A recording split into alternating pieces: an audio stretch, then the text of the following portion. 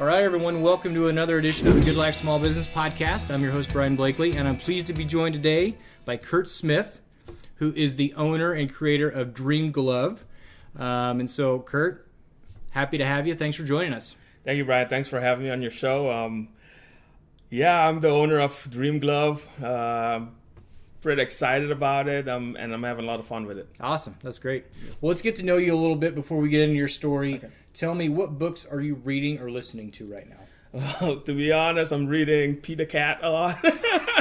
I have a 1-year-old and a 4-year-old, so usually when I come home from work, it's put them to bed so I can start working. Yeah, well, got to do that. Reading a lot of the young kids' books Young kids' books, Getting to sleep. Yeah, that's right. How about podcasts? Do you listen to podcasts much? Yes, I do. Anytime I have a long drive, I like listening to Dave Ramsey. I just enjoy listening to him, so that's one of them I listen to. Very good. Very good. Well, let's get into your story here a little bit, and I'm excited. So for those who don't know, and this is my first time meeting Curt, but doing some research, you were a professional baseball player. Saltdogs, you are in the record books across the board, it seems like, with the Lincoln Saltdogs. And so I'm interested to just kind of hear your story and how Dream Glove came to be. So just share with us. Yeah, I first came to the United States when I was 17. I got a full scholarship to go to the University of Maine. Played baseball there for 4 years. After those 4 years, I got drafted by the Cardinals. Okay. I bounced around with the Cardinals, the Twins, the Marlins, back with the Cardinals. Okay. And then I ended up in Lincoln with Lincoln Saltdogs. Okay. So it was a long journey to end up here, and I'm happy to be here. I love Lincoln, and I finished my career playing here with the Lincoln Saltdogs. I played with them for 8 years total. Okay. So I had pretty much a full career with the Lincoln Saltdogs. Yeah, absolutely. Yeah. What position? I played everywhere for Lincoln. I played corner and infield. Majority of my career, I played corner and infield. Okay. Towards the end, I DH'd the most because I couldn't move as good anymore. But I played all over the place. Very cool. And you were saying your wife's from Lincoln? Yep. My wife was born and raised in Lincoln. Okay. And how did you two meet? If you were in Maine and then all over with the majors, did you meet here in Lincoln? So in 2011, I got released by the St. Louis Cardinals. I came to Lincoln to play with the Lincoln Saltdogs, and I met her that year. Okay. Then I got picked up by the Marlins in 2012. Okay. So we started dating, and she came with me. So she traveled all over the place with me, and then I went to the Twins, then back with the Cardinals, and then 2015 we ended up back in Lincoln, and we've been here since. Got it. Okay, very cool. Yep. So she got to experience the whole traveling all over the Major League life. Yeah, she experienced traveling all over the United States and internationally, because I also played with the Netherlands national team. Oh, okay. So a lot of times we went to international tournaments, and she joined me, and it was fun. Very cool. Yeah. Very cool. All right, Curt. So I did some research on my own, but tell us what exactly Dream Glove is and what you do. So Dream Glove is a company. We customize baseball stuff, baseball gloves, baseball batting gloves, bags, jerseys, pretty much anything baseball related, and we also carry golf gloves. Okay. Yep. Got it. Very good. So are you mainly targeting like youth programs or colleges, guys in the majors? What's kind of your target market? My target market is everybody from youth all the way to the majors, and it goes back to why I started this business, because I wanted something affordable and still provide people with great price, and that starts from youth. I want them to have a great product, because I know growing up I didn't have much, so I want these youth to be able to afford some great products and grow with us. So we want to start them young and grow with us all the way to the major leagues. Got it. Okay. And so what kind of customizations are you doing on the gloves, the bags? Is it last name? Is it team name? A little bit of everything? So honestly, on gloves, it's unlimited. We can put your name, you can pick your colors, type of leather, number. If you want a logo, we can put a logo on it. If you like a cartoon, we can put a cartoon on it. Okay. So pretty much we can do anything on your glove. We can really personalize it, and that's why the name Dream Glove started, because you're pretty much making the glove of your dreams. Yeah. And that's how I started the business. Got it. Okay. Yeah. So what was the vision when you, and I guess we talked before we hit record a little bit. Mm-hmm. Share a little bit about kind of when this project started for you. I know, being a baseball player, that's probably really all you have time for. Yeah. And I think it's unique with professional athletes. The money is there, but you don't really have time maybe necessarily to focus unless it's in the off season. You can give them more time, but you don't have time to really focus on a small business or starting a small business or whatever it may be. So talk about when Dream Glove kind of came to be. Were you in your professional career? Yes, it was actually 2021 when the idea came. I honestly never thought I would start a professional glove company. I was laying in bed. I knew it was going to be my last year playing, and I wanted to do something cool for my glove. Yeah. And I started looking at other companies for prices, and I'm like, man, I don't want to pay this. Right. So I did my own research, ended up finding a place that makes gloves, and I ordered one for me. And then I went to the field, and I started seeing, hey, people are interested in this. Yeah. That might be a good idea. You had people asking you about it? Yep, got people asking me about it. They want to order one, and then I got another order. I'm like, hey, maybe I can make this into a business because it's something I love. I know I will be done playing in September, so it would have been a great way to stay in the game. Yep. Yep. Absolutely. So you started essentially, was it June or July of 2021? Yes, June. June. Yep. June of 2021. Yep. Okay. So you're pretty new still. You are pretty new still. How's it going? It's going really well. I'm learning a lot, which is awesome. I mean, I didn't expect this much in a small business, but I'm glad I'm in it. I'm enjoying it, and I'm ready to learn more. Very cool. Yeah. Is it online only right now as far as ordering and, finding out what you want? So right now, we do sell online. We do have a website. It's www.dreamgloveco.com. Okay. We are in a few stores, Primetime Sporting Goods, and also on Facebook. Facebook has been tremendous help for us. We advertise on there, and pretty much we connect to our customers. Okay. So when they come to us on Facebook, Instagram, or wherever we sell, I talk to them personally. Okay. I make sure they get exactly what they want. I help them design their gloves or whatever they want to design. I help them personally to get exactly what they want. Very cool. Yeah. Very cool. What's your favorite part about being a small business owner? I just like having control of my business. I like making decisions. I like seeing results and learning from mistakes. Mm-hmm. I feel like it's a lesson. I'm all in the university all over again. Yeah. Just learning new things, which is exciting. I feel like you get to know more people. You get to know very interesting people that could help you out. Mm-hmm. And I feel like earlier in my business, I was very hard-headed. I'm like, I know it's baseball gloves, but it goes much more beyond that. That's just a product, but there's a whole different world behind it. Yeah. As far as the networking, finding connections. Yep. Is there any similarity between,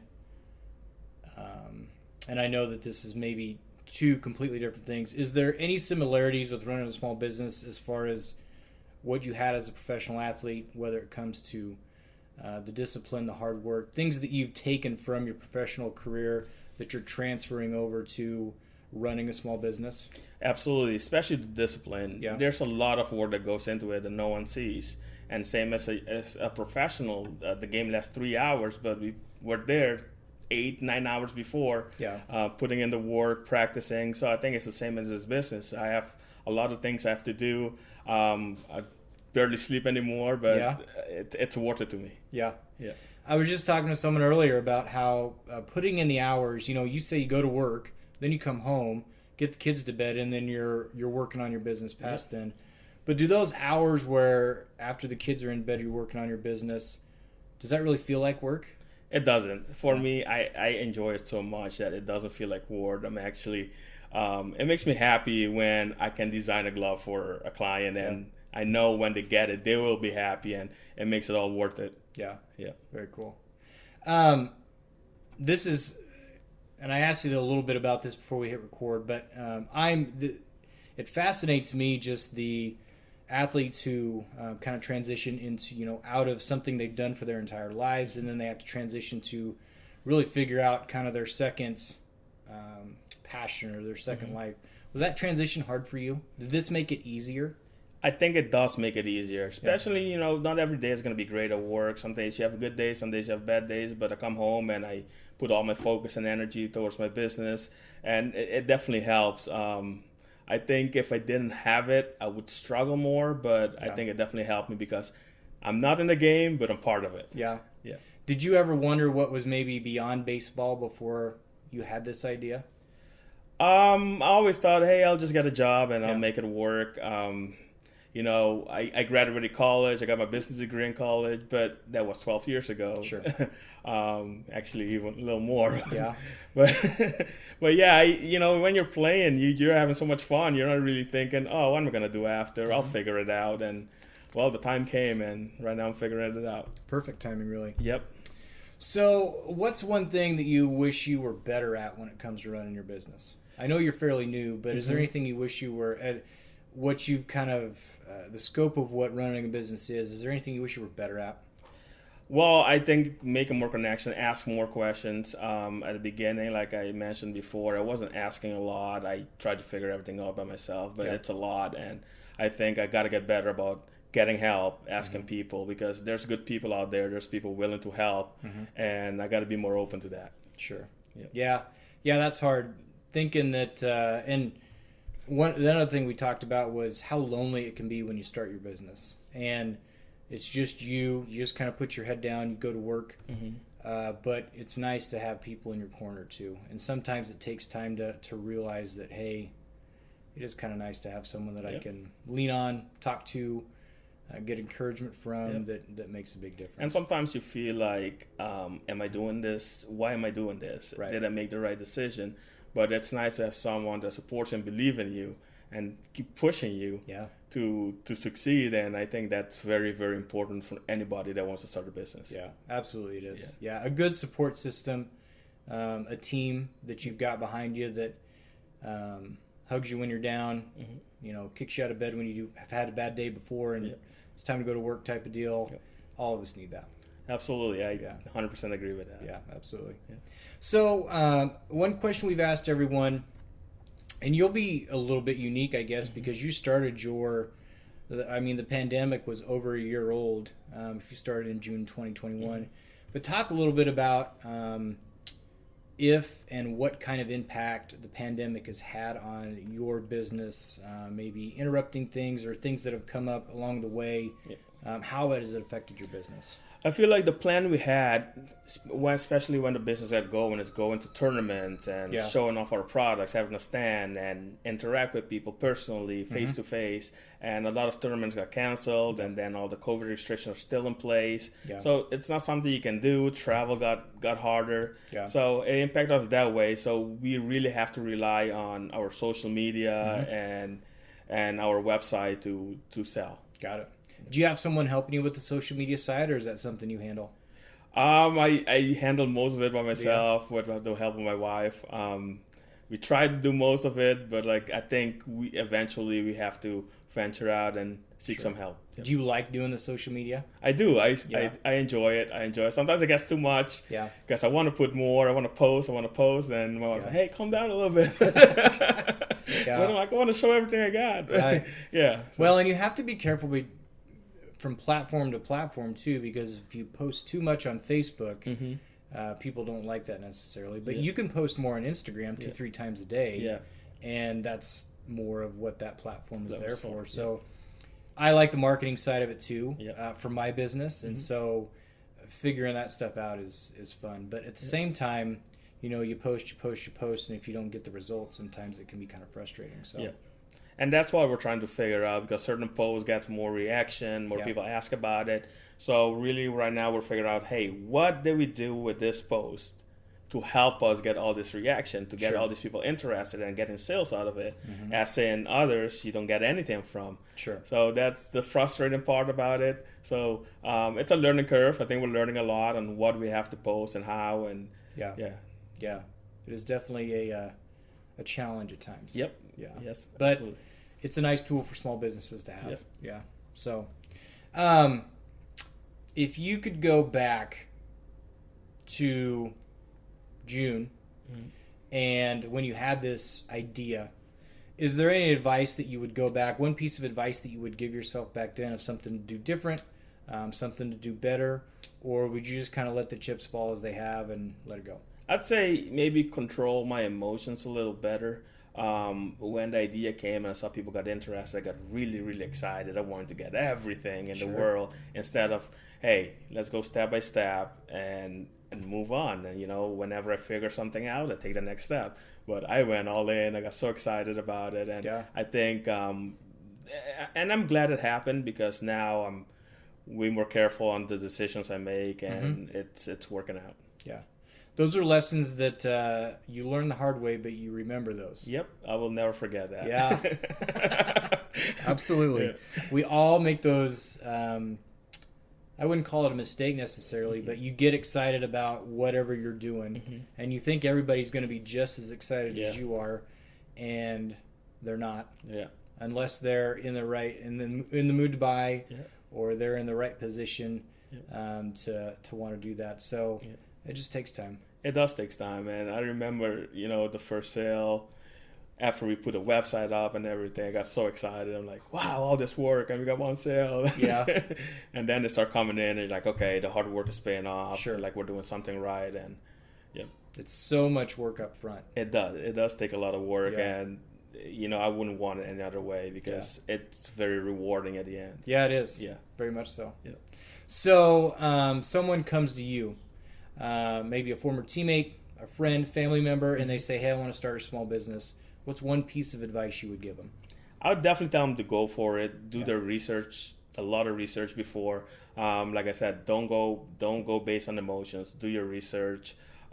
Figure out exactly what you want, what way you want to go with your business in advance before you invest a lot into it.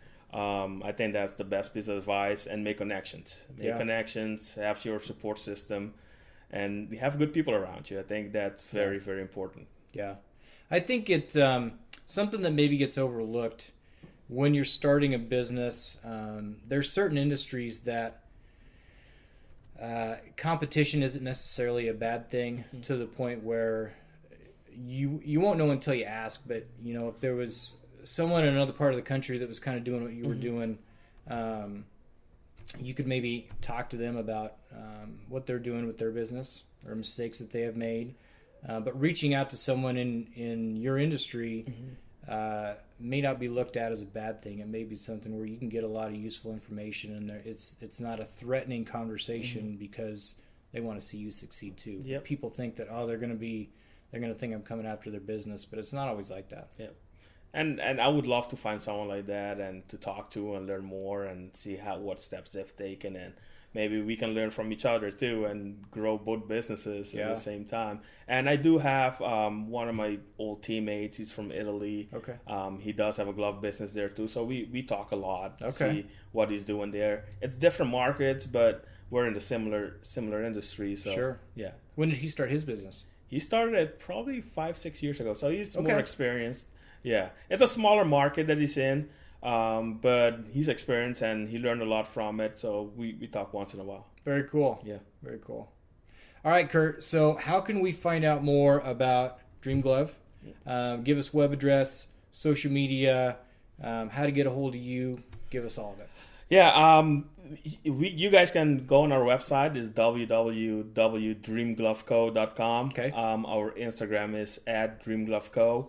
And our Facebook is also @DreamGloveCo. Okay. You search us. We post daily. And if you have any questions, please just send us a direct message. Most of the time, it's me or my wife that respond. So we will interact with you personally to make sure you get what you want. Awesome. And we'll have links in the show notes for all that. One question I just thought of, for someone who's maybe, baseball season's going to be coming around here pretty soon, golf, and the other things that you do, what's kind of the turnaround time on whether it be a glove, a bag, golf equipment? What's kind of the turnaround time that you see? So we do have stock options Okay. for people that don't want to wait. Let's say if you come to me, you want a customized glove. It takes 4 to 6 weeks. Okay. And a lot of times come in before, but we say 4 to 6 weeks just in case. Yeah. With all this COVID restrictions and all the stuff that are happening, we got to give ourselves a couple weeks of room just for the Sure. bad situations. So we say 4 to 6 weeks. Got it. Yep. And if a team wants to reach out, whether they're doing gloves or bags or whatever, is that kind of like an 8 to 12 week type deal where you're ordering multiple, or is it still kind of that 4 to 6 weeks? We still try to keep it in the 4 to 6 weeks because even if it's personal or team, we know season's about to start, so we try to expedite everything in those 4 to 6 weeks. Got it. Okay, perfect. It was a pleasure to meet you. Yeah, thank you for having me. It's Yeah. awesome talking to you. Thanks so much for taking the time. Best of luck to you. I'm excited to see all the things that you put out there, and it's been a pleasure. Thank you. Thank you very much. Thanks, Curt.